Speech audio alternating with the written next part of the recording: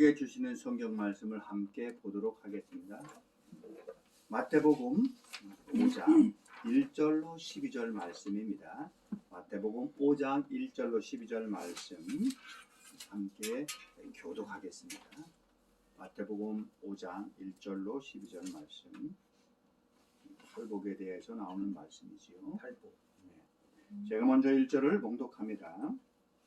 예수께서 무리를 보시고 산에 올라가 앉으시니 제자들이 나온지라. 입을 열어 가르쳐 가라사대 심령이 가난한 자는 복이 있나니 천국에 그들의 것이며 유통하는 자는 복이 있나니 저희가 위로를 받을 것이며 온유한 자는 복이 있나니 그들이 땅을 기업으로 받을 것이며 위에 줄이고 목마른 자는 복이 있나니 저희가 배부를 것이며 긍휼히 여기는 자는 복이 있나니 그들이 긍휼히 여김을 받을 것이며 마음이 청결한 자는 복이 있나니 저희가 하나님을 볼 것이며 화평케 하는 자는 복이 있나니 그들이 하나님의 아들이라 일컬음을 받을 것이며 의를 위하여 핍박을 받은 자는 복이 있나니 천국이 저희 것임이라.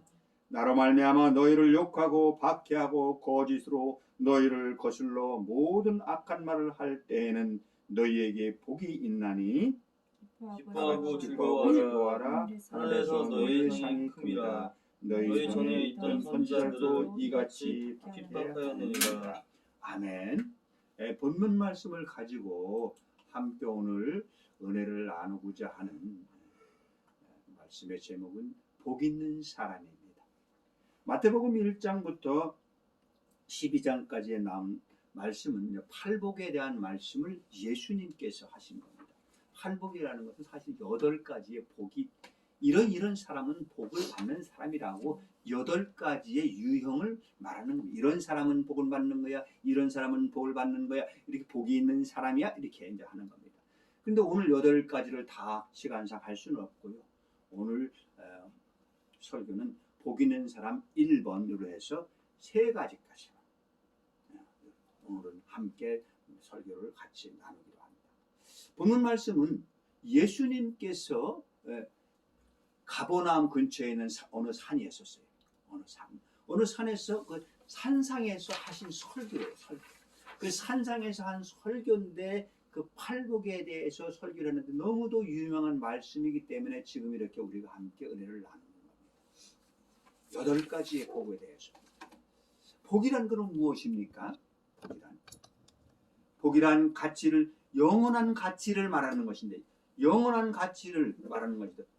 동시에 하나님의 나라를 이 땅에 도래케 한 예수 그리스도가 진정한 왕으로 모시는 자들이 누릴 수 있는 복을 의미해요. 그러니까 사실 우리가 세상에서 잘 먹고 잘 살고 좋은 차 타고 좋은 집, 큰 집 이런 것만 복이 아니고 사실은 예수 그리스도가 진정한 왕이시라는 것을 깨닫고 영적으로 깨닫는 것이 진정한 복이라는 것을 오늘 성경 말씀을 통해서, 특별히 마태복음 5장 1절과 12절 말씀을 통해서 복 있는 사람은 이런 거라고 예수님께서 말씀을 하시는 겁니다. 여러분, 누가 복 있는 사람이 되기를 마다하겠습니까? 누구든지 다 복을 받고 싶어 하잖아요. 그렇다면 어떻게 해야 우리도 복 받는 사람이 될 수 있을까요? 예수님 시절에도 많은 사람들이 예수님을 따라왔습니다. 그들은 따라올 때 병을 고치고자 하는 소원을 가지고 왔습니다. 또 어떤 사람은 근심과 걱정을 해결할 수 있을까? 예수님의 기적도 보고 구경도 하고 아울러 또 배고픔도 면하고 굶주림도 면할 수 있는, 소위 말해서 뻥도 따고 님도 보겠다는 마음으로 온 그런 많은 무리들이 있었다는 것이죠. 주님을 따라온 많은 무리들, 많은 군중들이 있었다는 것입니다. 그렇습니다. 지난날 우리 한국교회 한 140년 가까이 되는 그 동안에 많은 사람들이 교회로 몰려들었습니다. 한국교회에 부흥의 시대가 있었습니다. 그러면 많은 사람들이 왜 교회를 모였을까요? 그 수많은 사람들 중에는 어떤 젊은이에게 이제 물어봤어요. 젊은이 왜 교회를 가는가? 친구를 만나려니까 교회를 가야 되겠어요. 또 이성 친구를 만나려면 특별히 교회에 가야 만나겠어요. 어떤 사람은 내 고민과 근심과 고독을 해결하기 위해서 많은 사람들이 교회를 몰려왔습니다. 어떤 이들은 병을 고치려고, 어떤 이들은 복을 받고자, 그렇게 자기의 문제를 해결하고자 교회에 많이 모였다는 것입니다. 한국 교회가 많은 그런 부흥이 시들어요. 복에 대해서, 기복신앙에 대해서, 교회 나오면 복을 받아, 예수 믿으면 너가 복이 있어, 이렇게 가르쳤던 때가 너무도, 그래서 양적으로 부흥했던 시대가 있었습니다. 그러나 오늘 우리가 본문을 통해서 깨닫는 것은 그런 세상적인 복만을 말하는 것이 아니고 영적인 복이 참 복이라는 것을 우리를 깨닫게 하시는 것입니다. 여러분, 주님을 따르는 그 우리는 되지 않아야 된다는 것입니다. 우리는 주님의 제자가 되어야 된다는 것입니다. 예수님께서 무리를 보시고 산에 올라가 앉으셨다고 했어요. 많은 수많은 수천 명, 어른으로 보통 치니까 수만 명 되는 그 군중들 앞에 보는데 예수님이 산에 올라가서 앉으셨다고 그랬어요. 그랬더니 제자들이, 오늘 본문 말씀 1절에 보니까 제자들이 나왔다고 했어요. 많은 군중 속에 섞여 있는 것이 아니고 제자들이 예수님의 가까이 왔다는 것입니다. 예수님이 가까이 왔기 때문에 그들이 제자로서의 삶을 살아갈 수 있었던 것이죠. 그렇습니다. 예수님한테 가까이 가는, 많은 수많은 군중들에 속해 있는 것이 예수님에게 가까이 갈 수 있었던 그 제자들에게 알려주는 말씀입니다. 그렇습니다. 오늘날에도 많은 무리가 있습니다.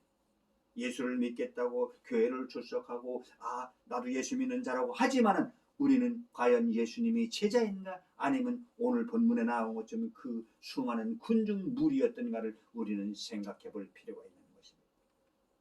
하나님은 우리에게 복 주시기를 원하고 계십니다. 오늘 저 3절에 보니까 심령이 가난한 자는 복이 있다고 그랬어요. 심령이 가난한 자는. 심령이 그냥 가난하면 돈이 없어서 먹을거리도 없고, 가난한 사람이 먹고 사는 게 그렇잖아요. 집도 허름하고 또 집이 없는 사람이 있을 수도 있잖아요. 그런데 심령이 가난하다고 오늘은 예수님은 말씀하고 있는 것입니다. 그럼 심령이 가난하다는 것은 무엇을 말씀하십니까? 하나님이 인간을 창조하시고 제일 먼저 하신 일이 복을 주시는 일이었습니다. 창세기 1장 28절에 복을 주시는 걸 우리가 볼 수가 있습니다. 하나님이 그들에게 복을 주시며 하나님이 그들에게 이르시되 생육하고 번성하여 땅에 충만하라, 땅을 정복하라, 바다의 물고기와 하늘의 새와 땅에 옮는 모든 생물을 다스리라 하셨어요. 하나님이 복을 주셨다고 했어요. 우리 사람을 창조하시고 복을 주셨다는 것입니다. 어떻게 보면 하나님은 복 주시기를 우리 인간한테 복을 주시려고 안달이 나신 분 같아요. 예수님도 마찬가지로 복을 주신다는 것입니다. 예수님은 이 땅에 오셔서 우리의 심령을 변화시키는 재창조 사역을 하시기에 이 땅에 오셨습니다. 우리의 심령을 변화시키고 복을 선언하시는 것입니다. 어떻게 보면 우리 성경은 복을 준다는 걸로 시작해서 복을 주는 것으로 끝나요. 창세기 1장에 복을 주신다고 하나님이 선언했지요. 요한계시록의 마지막 절에 보면 22장 22절에 보면 주 예수의 은혜가 모든 자들에게 있을지어다. 아이고, 복 주는 얘기 아닙니까? 그렇습니다. 그런데 우리가 잘못 이해하면 세상적인 복만을 추구하다가 보면은 참다운 하나님이 원하시는 복을 의미를 깨닫지 못한다는 것이죠. 그렇다면 우리가 복을 받으려면 어떻게 해야 됩니까? 복의 근원이 하나님이시다. 오늘 그래서 찬송가 28장 첫 장 불렀잖아요. 복의 근원 강림하사. 복의 그 근본이 하나님이라는 것이죠. 복의 근원 강림하사. 복의 근원이, 복의 뿌리가, 복 자체가 하나님이시다. 그래서 복의 근원 강림하사 우리가 찬송을 불렀습니다. 복의 근원이신 하나님께 우리는 그래서 나아가는 것입니다. 그것이 복받는 길이라는 것이죠. 하나님 앞에서 가난한 자임을 인정하는 자가 복된 자라는 것입니다. 하나님 나라의 백성은 세상 나라의 기준과 다르다는 것입니다. 세상 나라에는 돈 많고 재벌인 사람, 유능한 학자, 많은 지식을 가진 사람, 권력을 가진 사람, 그런 사람이 복을 받았다고 세상의 기준은 그렇게 하잖아요. 그러나 하나님의 나라의 백성은 그 마음의 됨됨이를 본다는 것입니다. 그렇습니다. 오늘 우리가 함께 나누는 복 있는 사람, 팔복의 기준은 성품을 말하고 있다는 것이죠. 팔복의 기준은 우리의 성품이 어떻게 되어 있느냐에 따라서 복 있는 사람이구나, 그렇지 않다라고 그렇게 말을 한다는 것이죠. 여러분, 그냥 가난한 자가 아니라 심령이 가난한 자라고 오늘 5장 3절에 심령이 가난한 자는 복이 있나니 천국이 그들의 것임이라고 했습니다. 심령이 가난한 자가 복이 있다는데 천국이 그 사람의 것이라는 것이죠. 주님은 부자 또는 고위계층 많이 가진 자들을 소위시키려고, 너희들은 해당 사항 없어, 빼버리려고 이런 편파적인 분이 아니라는 것이죠. 제자 중에는 고위 정치인, 사내들에는 공의, 지금으로 말하면 우리 국회의원 같은 사람이에요. 니고데모도 있었어요. 또 귀족 출신은 아레마다 요셉이라는 사람이 있었어요. 아주 귀족 출신이었어요. 그리고 부자, 마가의 다락방은 부잣집이었어요. 그 집이 컸어요. 다락방이 작은 게 아니라 다락방이 적어도 30명, 50명이 모여가지고 기도할 수 있는 그런 큰 다락방을 가지고 있었어요. 마가는 부자였었어요. 그들도 예수님의 제자가 되었다는 것입니다. 그래서 우리가 심령이 가난하다고 해서 다 가난한 자들만 예수님을 선택하고 제자를 삼는 것이 아닙니다. 심령이 가난하다는 것은 과연 무엇입니까? 여기서 가난한 자라고 해당하는 원어에는 한 푼도 없는 빈털터리라는 것입니다. 부자에 비해 상대적으로 가난한 사람을 가리키는 건 맞습니다. 그럼 빈털터리, 우리가 말하는 거지 같은 그런 거지들 같은 그런 의미를 가지고 있는 것이 가난한 자라는 것이죠. 그러므로 심령이 가난하다는 것은 무엇입니까? 자신이 하나님 앞에, 심령이라는 것이 내 마음을 얘기하는 거죠. 내 마음이 하나님 앞에 나는 잘난 것 아무것도 없어요. 나는 영적으로 파산선고를 받았어요. 나는 죄인입니다라고 고백하는 그 사람이 심령이 가난하다는 것입니다. 즉 하나님에 대해서, 의에 대해서 나는 전혀 의롭지 못해요, 나는 죄뿐입니다라고, 나는 빈털터리인 죄인임을 고백하는 거예요. 심령이 가난하다는 것은 하나님 앞에 나는 죄인으로서이다, 나의 의로운 것이 아무것도 없습니다, 이런 것이 심령이 가난한 자라는 것이죠. 내 안에 선한 것은 아무것도 없습니다, 내 안에는 모든 죄악 뿐입니다라고 고백하는 자가 심령이 가난한 자라는 것이죠. 오늘 예수님은 제자들한테 심령이 가난한 자는 복이 있나니 천국이 그들의 것임이라고 말씀했습니다. 이런 복을 받는 비결은 수많은 무리들이 다 듣는 것이 아니고 예수님 앞에 가까이 온 제자들에게 말씀하시는 것입니다. 산에 올라가 앉으시니 제자들이 나 온지라 입을 열어 가르쳐 이르시되, 제자들에게 가르치는 말씀인 것입니다. 예수님 당시에 유대인들은 자신들이 영적인 부자라고 착각을 하고 살았습니다. 하나님 앞에 의로운 선인이라고, 아브라함의 후손이기 때문에 우리는 하나님의 자녀라고 자긍심을 가지고 자기들만 선민이라고 아주 거만했습니다. 그리고 다른 민족들, 다른 이방인들은 다 저주받을 사람들이라고 그렇게 했습니다.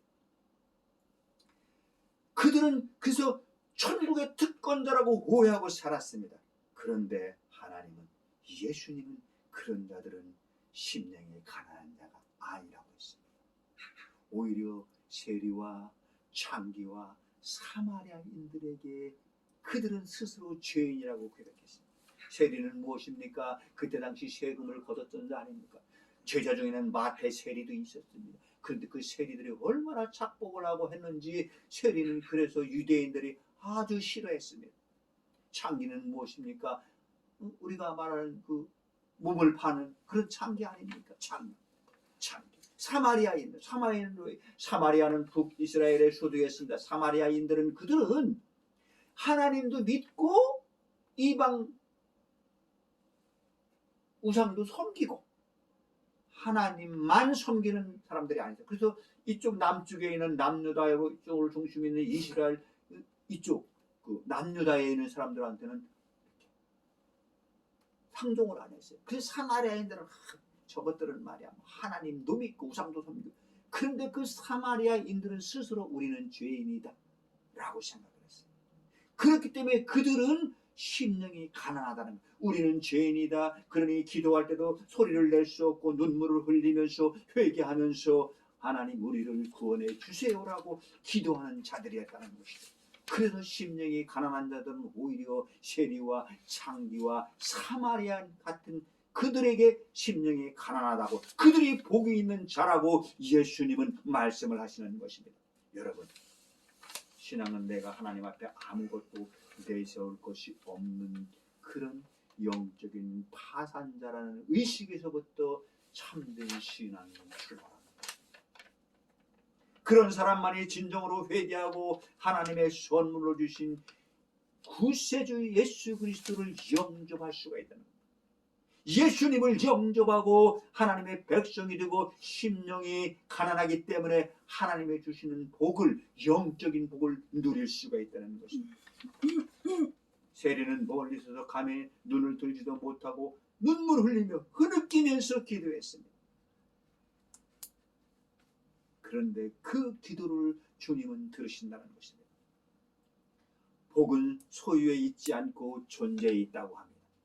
내가 가졌기 때문에 복이 있는 것이 아니고 존재에 있다는 것입니다. 복이 있다라고 하시는 것은 즉 심령이 가난하다, 애통한다, 온유하고 또 우리가 오늘 성경 말씀 읽었던 의에 줄이고 목마른 자, 긍휼히 여기는 자, 마음이 청결한 자, 화평케 하는 자, 의를 위하여 핍박을 받는 자 이런 자들이 복이 있다라고 했습니다. 이것이야말로 참복의 성격을 말하는 것입니다. 이런 8가지의 성품을 합치면은 누구이겠습니까? 예수님. 그렇습니다. 예수님입니다. 오늘 우리가 함께 은혜를 나누는 그 8가지의 복을 합치면은 예수님의 성품이 나오는 것입니다. 우리는 예수님의 성품이 내 인격이 되도록 예수님의 성품을 닮아가는 우리가 되도록 노력하고 그렇게 사는 우리가 되도록 예수 그리스도의 이름으로 축원을 드립니다. 이것은 무엇을 의미합니까? 참된 복은 우리의 성품이 예수 그리스도의 성품으로 변화되는 것, 그것이 복 있는 사람이라는 것입니다. 많은 사람들이 복을 소유하는 것으로 생각합니다. 그래서 할 수만 있으면 더 많이 소유하려고 돈을 벌고 재물을 쌓고 또 권력을 가지려고 또 힘을 키웁니다. 세상적인 것들을 더 많이 가지려고 얼마나 열심히 사는지 모릅니다. 그런데 그 많은 것들을 가진 사람들이 과연 행복합니까? 부자와 권력을 가진 자들이 과연 행복합니까? 마음의 평안을 누리고 삽니까? 여러분 이들은 많은 것을 지키기 위해서 더 불안하고 다투는 것들을 볼 수 있습니다. 요즘 또 성남 대장동 사건 때문에 그들이 많은 것들을 가졌어요. 이 사람도 나눠주고 저 사람도 여야 할 것 없이 야당의 국회의원, 여당의 국회의원, 정치가들도 많은 것들을 나눴어요.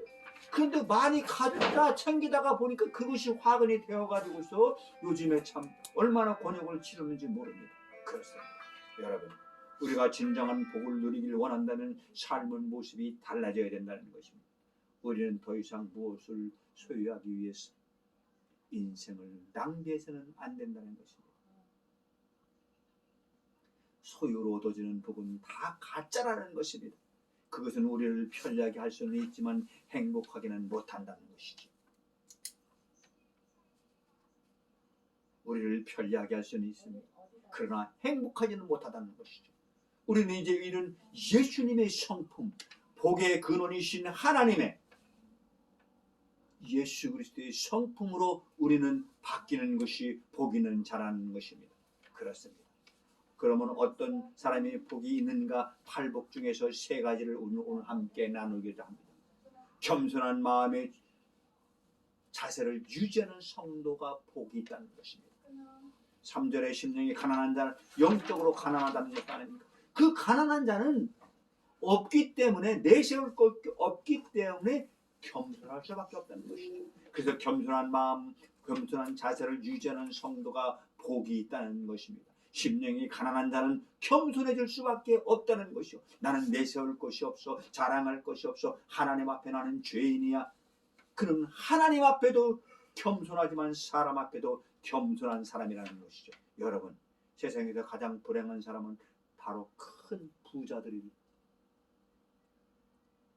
그래서 예수님이 말씀하시는 부자가 천국에 가려면 낙타가 바늘구멍 들어간다. 어떻게 낙타가 바늘구멍으로 들어가겠어요? 그러니 부자는 천국에 갈 수 없다는 것을 말씀하시는 거 아니겠습니까? 부자는 내가 소유가 많아서 모든 것을 다 이루었다라고 생각할지 모르지만 불행한 사람이라는 것이죠. 그는 갈급하지도 않고 배고프지도 않고 너무 풍부하기 때문에 맛있는 음식도 먹을 수가 없다는 것이죠. 아무것 먹어봐도 다 그것이 그것 같고. 그래서 그는 맛있게 먹을 수 있는 복과 어떤 것을 가졌을 때에 누구한테 도움을 받았을 때의 그런 기쁨도 그런 것도 없다는 것이죠. 두 번째로는 죄를 슬퍼하는 사람이 하나님의 의를 받는다고 했습니다. 4절에 그렇게 4절 한번 같이 읽어볼까요? 4절 시작. 애통하는 자는 복이 있나니 그들이 위로를 받을 것이니. 애통하는 자는 복이 있다고 했어요. 애통한다는 건 무엇이? 슬퍼서 우는 것을 말하는 거 아닙니까? 슬퍼서 울어요. 그런데 그 원어를 찾아보니까 가족이 죽었을 때 극한 슬픔을 지니고 우는 자들을 의미한다고 했어요. 주님은 처절하게 슬퍼하는 자가 하나님의 의를 받는 복된 자가 된다고 말씀하십니다. 그런데 그렇다면 우리가 부모님이 죽어서 내 형제 자매가 죽어서 아니면 슬픈 일을 만나서 슬피 우는 사람은 다 복이 받는 것일까요? 복된 사람일까요? 그런 의미가 여기서는 아니라는 것입니다. 주님은 무엇에 대해서 어떤 문제로 애통하는 자를 위로해 주신다는 것일까요? 여러분, 이것은 바로 죄 때문에 슬피 우는 자를 말하는 것입니다. 여기서 애통하는 자라는 것은 내 가족이, 내 부모님이, 내 형제가, 내 아주 가까운 사람이 죽어서 아니면 내가 어떤 슬픈 일을 당해서 우는 그런 자를 말하는 것이 아니고 내 죄 때문에 슬피 우는 자를 애통하는 자라는 것입니다. 내가 죄 때문에 슬피 우는 내 죄 때문에 주님 내 죄를 용서해 주세요라고 슬피 우는 그 자가 애통하는 자라는 것입니다. 내 죄의 문제를 해결하기 위해서 어떻게 해결할 방법이 없어요. 내가 죄를 지은 것을 어떻게 해결할 방법이 없습니다. 그러니 주님 나는 어찌하오리까? 라고 슬피 우는 자가 애통하는 자.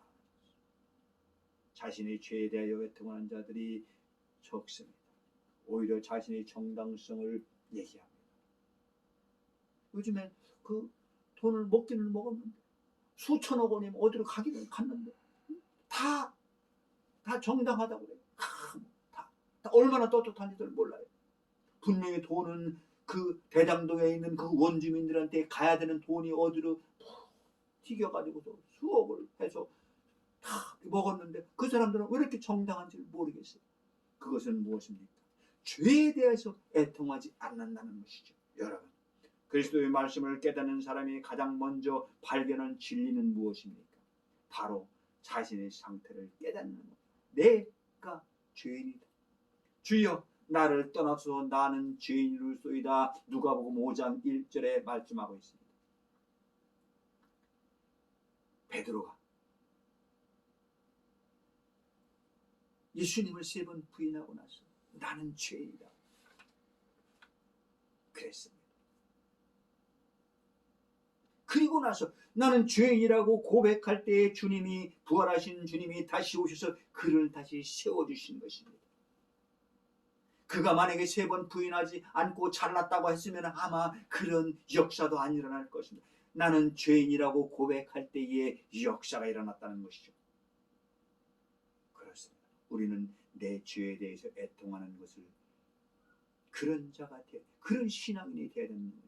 내 죄뿐만 아니라 내 주변에, 내 가족의, 이 사회의 죄까지도 애통하는 그런 성도가 되어야 된다는 것입니다. 그리고 3번째는 온유한 사람은 결코 약하지 않다는 것입니다. 온유한 자가 복이 있다고 그랬어요. 온유한 자는 복이 있다. 우리 5절 한번 같이 읽어볼까요? 시작. 온유한 자는 복이 있나니 그들이 땅을 기업으로 받을 것이며. 온유한 자.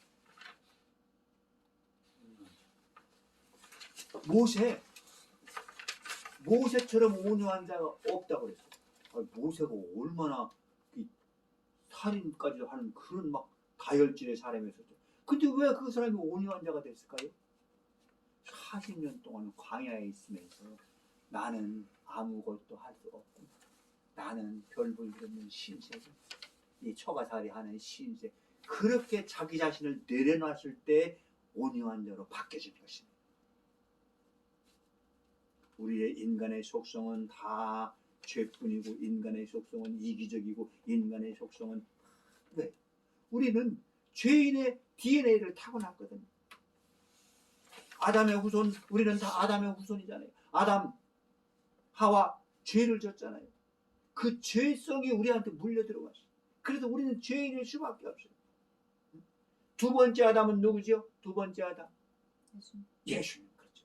예수님은 그 첫 번째 아담의 씨를, 유전자를 안 받았거든. 하나님이 성령으로 잉태했거든. 대원이 형제, 예수님이 뭐라고 그랬죠? 2번째 아담이 누구라고 그랬어요? 첫째 아담은 에덴 동산에 살았던 첫째 아담이고, 2번째 아담은 예수님이 2번째 아담. 근데 그 2번째 아담은 첫 번째 아담의 DNA를 안 가지고 있다는 것이죠. 성령으로 잉태했기 때문에 그렇습니다. 그런데 자, 5절에 온유한 자가 복이 있다고 그랬어요. 그럼 온유한 자가 어떤 온유한 자를 말하느냐? 그 사람은 참 착해, 참 양보도 잘해.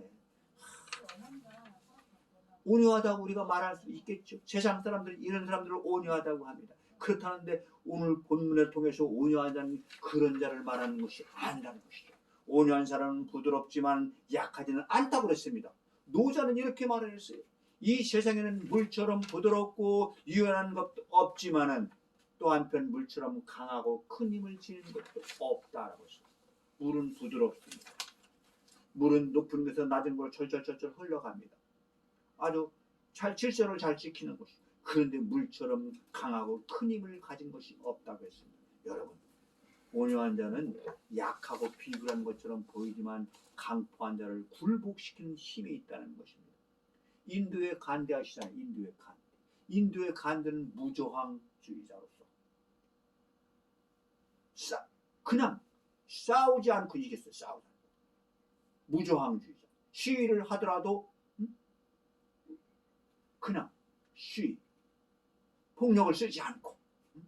그래서 결국은 그 인도가 대영 제국을 이겼던 것이 아닙니까? 그래서 영국을 무릎 꿇게 했어요.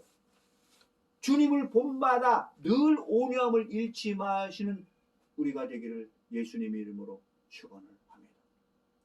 예수님의 성품을 닮아가면은 우리는 온유한 자가 되는 것입니다.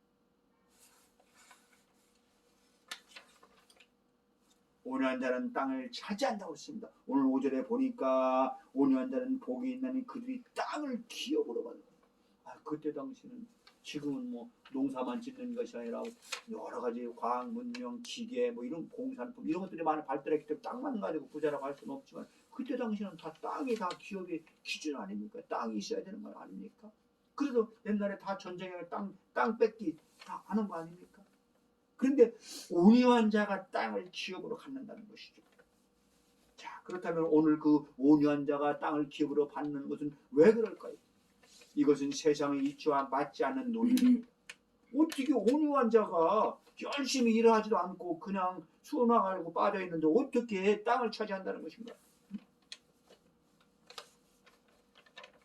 적과 싸워서 이겨야 되고 계략에 능하고 강한 자들, 이런 자들이 땅을 차지해야 되는데 어떻게 온유한 자들을 땅을 차지한다는 것이죠. 그 사람들을 병사로 쓴다는 것이지. 여기서 땅을 차지할 것이라는 것은 뭐 특공대, 응? 제가 여기 박 목사가 특공대 출신이라고 할 때 특공대가 적하고 싸워가지고서 점령을 해서, 응? 그 땅을 차지하는 것 아니겠습니까? 전쟁을 해서. 그런데 이 세상에 그런 온유한 자들을 특수부대원으로 특수 병사로 쓸 수가 있겠어요? 아마 그런 사람을 썼다가는 다 전쟁에서 지고 그 부대는 괴멸할 것입니다. 그런데 예수님은 이런 자들을, 온유한 자들을 뽑는다는 것이죠. 왜냐하면 주님께서 말씀하시는 온유한 이런 것은 세상의 기준으로 보는 것이 아니기 때문에, 단순히 친절하고 착하고 유순해가지고서 그냥 순둥이 같은 그런 사람을 말하는 것이 아니고, 주님이 말씀하시는 그 온유라는 것은 하나님의 섭리를, 하나님의 뜻을 잘 지키며 따라가는 사람, 그 사람이 온유하다는 것입니다. 우리가 온유하다는 개념이 이제는 바뀌어야 되는 것입니다. 아, 그 사람 온유해, 그런데 예배는 잘 안 드리네. 아, 온유해, 착해, 그런데 신앙은 없네. 그건 온유하지 않고 강팍한 마음을 가지고 있다는 것이죠. 하나님의 뜻과 하나님의 섭리를 인정하고 순종하는 자, 그게 온유하다는 것입니다. 불행스럽게도 착하고 온유한 줄 알았는데 신앙은 전혀 없고 예수 믿자는데 예배 드리냐는데, 그건 온유한 게 아니라 강팍한 심령을 가진다는 것이죠. 온유한 자가 아니라는 것입니다. 여러분, 온유한 자는 하나님의 말씀에 순종하는 사람이 온유한 자라는 것입니다. 성경에 그 온유한 사람에 나오지 않습니까? 욥이 온유한 자라는 것입니다. 욥. 자녀들 열이라는 자녀가 다 죽었어요. 재물을 다 탕진을 했어요. 그런데도 욥은 하나님을 원망하지 않고 하나님을 찬양했습니다. 어떤 고난과 불행이 와서도 변함없이 하나님의 섭리를 믿고 순종하는, 찬양하는 사람이었습니다. 그래서 욥이 온유하다는 것입니다. 아브라함이 온유하다고 합니다. 고향을 떠나라고 할 때 고향을 떠났잖아요. 정처 없이 갔어요. 어디로 간다고 알려주지도 않았어요. 그냥 떠나라 가면서 알려주신 거예요. 가면서. 모세가 이스라엘 백성을 끌고 갈 때는 가나안이라는 지점을 딱 정해놓고 가는 거지만은 아브라함이 갈 때는 지점이 없었어요. 하나님이 그냥 떠나라 해서 그냥 가면서 알려주시는 거예요. 가면서. 다윗이 온유하다고 그랬습니다. 다윗은 장수입니다. 그런데 그게 온유하다는 것이죠. 다윗이 그 어린 나이에 기름 부음을 받았습니다. 기름 부음을 받고 정작 왕으로 된 것은 20년이라는 세월이 걸렸어요. 사울 왕이 초대 왕 아닙니까? 다윗 왕은 이 두 번째 왕. 사울이 미움을 사가지고 계속 죽이려고 할 때 그 사울을 죽일 수 있는 두 번씩이나 기회가 있었지만 하나님께서 기름 부으신 종이라고 그를 해하지 않고 하나님의 섭리를 따랐습니다. 그래서 다윗은 온유한 자라는 것입니다. 그리고 마지막으로 진짜 온유한 자가 누구입니까? 우리 참 민정 자매는 참 말씀 하집 중에 너무너무 감사해요. 예수님이 온유한 자. 예수님. 그래서 우리는 그 오늘의 복을 받는 그 8가지의 복이 하나하나 다 예수님의 성품이라는 것이죠. 온유한 자로 말할 것 같으면 그 누구보다도 예수님이라는 것입니다. 그래서 예수님은 십자가에 못 박혀 그때 당시에 중죄인이 죽는 그 처형을 본인이 스스로 아버지 하나님의 뜻이기 때문에 따라가는, 하나님 말씀에 순종하는 온유한 자였다는 것입니다. 여러분, 그렇습니다. 이렇게 오늘 말씀에서 깨닫는 것처럼 이렇게 하나님 말씀에 순종하며 인내하는 자가 진정 온유한 자라는 것입니다. 이스라엘 민족이 무엇 때문에 망하고 로마에게 짓밟혔습니까? 그들은 온유하지 못했습니다. 그들은 심령이 가난하지 못했습니다.